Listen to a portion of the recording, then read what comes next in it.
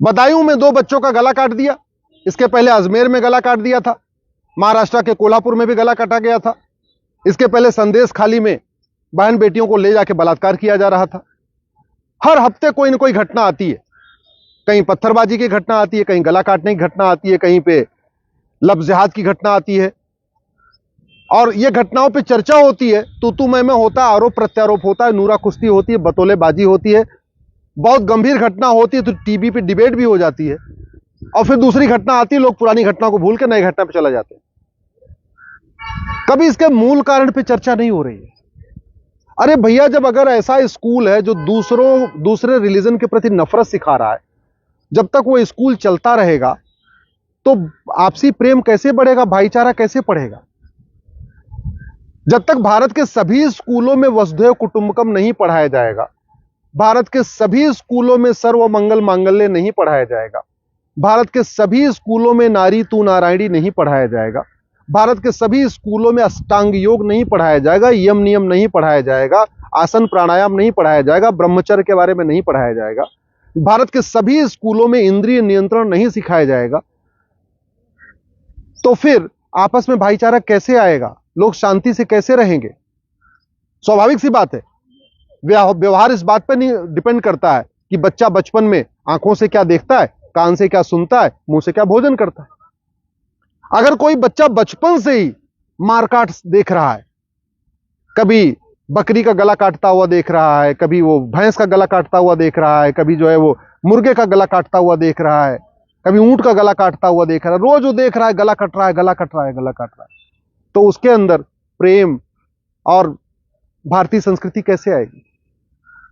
अगर वो कानों से सुबह से लेकर शाम तक एक ही बात सुन रहा है कि जिसकी मैं इबादत करता हूं बस वही इबादत के लायक है, दूसरा कोई इबादत के लायक नहीं है, और दिन में 5 बार सुनेगा कि राम पूजा के लायक नहीं है, कृष्ण पूजा के लायक नहीं है, महावीर पूजा के लायक नहीं, गौतम बुद्ध पूजा के लायक नहीं, गुरु ग्रंथ साहिब पूजा योग्य नहीं है, बाकी और कोई पूजा है ही नहीं है, न ब्रह्मा जी, न विष्णु जी, न शंकर जी, न देवी जी, और कोई पूजा के योग्य नहीं है। केवल जो मैं कर रहा हूं यही ठीक है, मैं जिसकी इबादत करता हूं बस वही इबादत के लायक है, तो उसके अंदर वसुधैव कुटुंबकम की भावना कहां से आएगी? ये स्कूल खोले थे मुगलों ने। भारत में मुगलों से पहले 15वीं शताब्दी से पहले कोई मदरसा नहीं था। 15वीं शताब्दी के बाद यहां पे मदरसे शुरू हुए और आज भी चल रहे हैं। गुलामी वाले मदरसे आज भी चल रहे हैं। अंग्रेज आए, उन्होंने मदरसा बंद नहीं किया, उन्होंने गुरुकुल को बंद किया, और गुरुकुल को बंद करके अपने मिशनरी स्कूल खोल दिए, कॉन्वेंट स्कूल खोल दिए। तो अंग्रेजों ने जो मिशनरी स्कूल खोले वो भी चल रहे।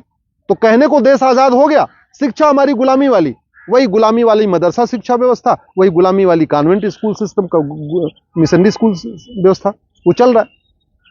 अगर वास्तव में भारत को चाहते हैं शांत हो, भारत समृद्ध हो, भारत खुशहाल हो, देश की एकता अखंडता मजबूत हो, भारत में सब में प्राणियों में सद्भावना हो, तो इस गुलामी की शिक्षा व्यवस्था को खत्म करना पड़ेगा, मदरसा को बंद करना पड़ेगा, मिशनरी स्कूल को बंद करना पड़ेगा। ये सीबीएसई, आईसीएसई जो दुनिया भर की दुकानें खुली हैं, सारी दुकानों पे ताला लगाना पड़ेगा। भारत में 1 नेशन 1 एजुकेशन बोर्ड बनाना पड़ेगा। अगर 1 नेशन 1 रेलवे बोर्ड से पूरे देश में रेलवे चल सकती है, तो 1 नेशन 1 एजुकेशन बोर्ड से पूरे देश में स्कूल क्यों नहीं चल सकते? आज की डेट में रेलवे कैसे चलता है? दिल्ली में एक रेलवे बोर्ड है और बाकी और जगह जगह जोनल ऑफिस है, और वो सारे जोनल ऑफिस रेलवे को कंट्रोल करते हैं। वैसे ही एक भारतीय शिक्षा बोर्ड अगर भारत यहां दिल्ली में बन जाए, सीबीएसई बोर्ड खत्म हो जाए, आईसीएसई बोर्ड खत्म हो जाए, UP board, Bihar board, Bengal board, सारे बोर्ड खत्म हो जाए, केवल एक भारतीय शिक्षा बोर्ड बने और प्रत्येक राज्य में उसका जोनल ऑफिस बना दिया जाए। जैसे नवोदय स्कूल का सिलेबस पूरे देश का एक होता है, केंद्रीय विद्यालय का सिलेबस एक पूरे देश का एक हो सकता है, वैसे ही सबका सिलेबस एक हो जाए, और ज्यादा नहीं तो कम से कम 10वीं तक। यानी जो राइट टू एजुकेशन है, इसको राइट टू इक्वल एजुकेशन बना दिया जाए, उसमें एक इक्वल शब्द जोड़ दिया जाए, और जो अभी 14 साल तक के बच्चों पे लागू होता है उसको 16 साल तक कर दिया जाए। अभी जो राइट टू एजुकेशन है वो 6 से 14 साल तक है, उसको अमेंड करके 6 से 16 साल कर दिया जाए। अभी राइट टू एजुकेशन कक्षा 1 से कक्षा 8 तक है, उसको कक्षा 1 से कक्षा 10 तक कर दिया जाए, और 1 नेशन 1 सिलेबस कर दिया जाए। भाई पूरे देश में मैथ का सिलेबस एक हो सकता है, पूरे देश में जूलॉजी, बॉटनी, फिजिक्स, केमिस्ट्री का सिलेबस एक हो सकता है। बस इतना होगा ना। भाषा की बात तो बंगाल वाला बंगाली में पढ़ेगा, गुजरात वाला गुजराती में पढ़ेगा, महाराष्ट्र वाला मराठी में पढ़ेगा। सिलेबस तो एक हो सकता है, करिकुलम तो एक हो ही सकता है। इस समय आ चुका है कि भारत में यूनिफॉर्म एजुकेशन सिस्टम लागू किया जाए, one nation one education board बनाया जाए, वन नेशन वन सिलेबस लागू किया जाए। और प्राइमरी में किसी को डॉक्टर इंजीनियर मत बनाइए, प्राइमरी में प्रत्येक बच्चे को अच्छा संस्कार दीजिए, अच्छा भारतीय बनाइए। अभी हमने जो पहली दूसरी से ही अंग्रेजी के ऊपर फोकस, मैथ के ऊपर फोकस, फिजिक्स के ऊपर फोकस, और जितना हम उसके फोकस किया वो हमारी जिंदगी में कोई काम नहीं आता। हमने जो प्राइमरी में मैथ पढ़ा हमारी लाइफ में उसका कोई काम आता नहीं, केवल गिनती पढ़ा काम आता, बाकी कुछ नहीं काम आता। ये sine theta, cos theta, trigonometry, algebra, geography, इसका कोई काम नहीं आता, जरूरत ही नहीं प्राइमरी में। प्राइमरी में तो केवल पढ़ाइए बच्चे को अष्टांग योग पढ़ाइए, प्राइमरी में बच्चे को हेल्थ साइंस पढ़ाइए, प्राइमरी में बच्चे को जितने हमारे ऋषि मुनि हैं उनके ग्रंथ पढ़ाइए, प्राइमरी में बच्चे को क्या खाना चाहिए क्या नहीं खाना चाहिए वो सिखाइए, प्राइमरी में बच्चे को केवल महर्षि चरक को पढ़ाइए, महर्षि सुश्रुत को पढ़ाइए, महर्षि वाग्भट को पढ़ाइए, महर्षि पतंजलि को पढ़ाइए, महर्षि सारंगधर को पढ़ाइए, महर्षि माधवकर को पढ़ाइए। प्राइमरी में बच्चे को केवल भारत की संस्कृति पढ़ाइए, सत्य अहिंसा पढ़ाइए, अष्टांग योग के जो नियम है उसको पढ़ाइए। प्राइमरी में बच्चों को सिखाइए कि अपने इंद्रियों पे कैसे कंट्रोल करना है, अपने सेंसेस को कैसे कंट्रोल करना है, उस पर योग प्राणायाम सिखाइए बच्चे को। तो जरूरत नहीं है प्राइमरी में बच्चे को डॉक्टर इंजीनियर बनाने की। हाँ, सेकेंडरी में जब 6वीं से गया उसके लिए आप उसको physics, chemistry, math, zoology, botany सब पढ़ाइए, लेकिन प्राइमरी में तो केवल बच्चे को मानसिक रूप से स्वस्थ बनाइए, शारीरिक रूप से स्वस्थ बनाइए, अच्छा संस्कार दीजिए, उसको भारत का संस्कार दीजिए। उस पर लेकिन चर्चा ही नहीं होती। अपराध का मूल कारण हमारी शिक्षा में संस्कार नहीं है। 6-6 साल की बच्चियों के साथ बलात्कार हो रहा है, उसका मूल कारण हमारी शिक्षा में संस्कार नहीं है। भ्रष्टाचार चरम पे है, मूल कारण हमारी शिक्षा में संस्कार नहीं। अपहरण, फिरौती चरम पे है, मूल कारण हमारी शिक्षा में संस्कार नहीं। थानेदार भी घूस ले रहा है, तहसीलदार भी घूस ले रहा है, पेशकार भी घूस ले रहा है, लेखपाल भी घूस ले रहा है, कानून वो भी घूस ले रहा है, हमारी शिक्षा में संस्कार नहीं है। आखिर जापान के लोग ईमानदार हैं, सिंगापुर के लोग ईमानदार हैं, फिनलैंड, न्यूजीलैंड के लोग ईमानदार हैं, भारत के लोग ईमानदार क्यों नहीं होते? इतना भ्रष्टाचार क्यों है? क्योंकि हमारी शिक्षा में संस्कार नहीं है।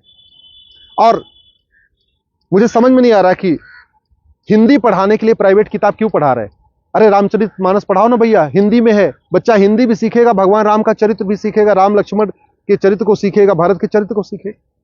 संस्कृत पढ़ाने के लिए प्राइवेट किताब क्यों पढ़ा रहे?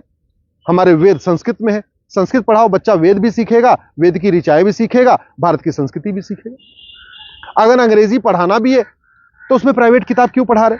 भगवत गीता अंग्रेजी में उपलब्ध है, पूरी दुनिया में भगवत गीता अंग्रेजी में लोग पढ़ते हैं, अमेरिका में पढ़ते हैं, जर्मनी में पढ़ते हैं, फ्रांस में पढ़ते हैं, तो भगवत गीता पढ़ाइए। तो अगर 3 भाषा पढ़ाना भी है, हिंदी, संस्कृत, अंग्रेजी, तो हिंदी में रामचरितमानस पढ़ाइए, संस्कृत में वेद पढ़ाइए, अंग्रेजी में भगवत गीता पढ़ाइए। काहे लिए प्राइवेट किताब पढ़ा रहे? और वैसे भी संविधान के अनुसार भी संविधान कहता है कि सबको समान अवसर मिलना चाहिए। क्लैट का पेपर सबके लिए एक आ रहा है, एनडीए का पेपर सबके लिए एक आ रहा है, नीट का पेपर सबके लिए आ रहा है, जेई का पेपर सबके लिए एक होता है, आईएएस का पेपर सबके लिए एक होता है। लेकिन सीबीएसई बोर्ड कुछ अलग पढ़ा रहा है, आईसीएसई बोर्ड कुछ अलग पढ़ा रहा है, यूपी बोर्ड कुछ अलग पढ़ा रहा है, बिहार बोर्ड अलग पढ़ा रहा है। और ऐसी पढ़ाई हो रही है कि जो पढ़ाया जाता है वो न नीट में पूछा जाता है, ना जेई में पूछा जाता है, न एनडीए में पूछा जाता है, न क्लैट में पूछा जाता है, और जो पूछा जाता है वो पढ़ाया नहीं जाता। तो ऐसी चीज पढ़ाइए जो पूछना है बाद में एंट्रेंस एग्जाम में, और जो एंट्रेंस एग्जामिनेशन में पूछना है उसको 10वीं 12वीं में पढ़ा दीजिए। लेकिन कोचिंग माफियाओं के दबाव में वन नेशन वन सिलेबस नहीं हो पा रहा है, one nation one education board नहीं हो पा रहा है, और न तो रामायण पढ़ाई जा रही है, न भगवत गीता पढ़ाई जा रही है, न आपका जो है वेद पढ़ाया जा रहा है। अगर भारत की संस्कृति को मजबूत करना है, भारत की परंपरा को मजबूत करना है, आपसी भाईचारे को बढ़ाना है, ये नफरत जो फैल रही इसको रोकना है, तो भारत में समान शिक्षा लागू करना पड़ेगा। जब गरीब अमीर की किताब एक होगी, हिंदू मुसलमान की एक किताब होगी, मंत्री संतरी के बच्चे की एक किताब होगी, मजदूर और मालिक के बच्चे की एक किताब होगी, जब क्लर्क और कप्तान के बच्चे की किताब एक होगी, जब कांस्टेबल और कलेक्टर के बच्चे की एक किताब होगी, तब भाईचारा बढ़ेगा। इसलिए समान शिक्षा लागू करना बहुत जरूरी है।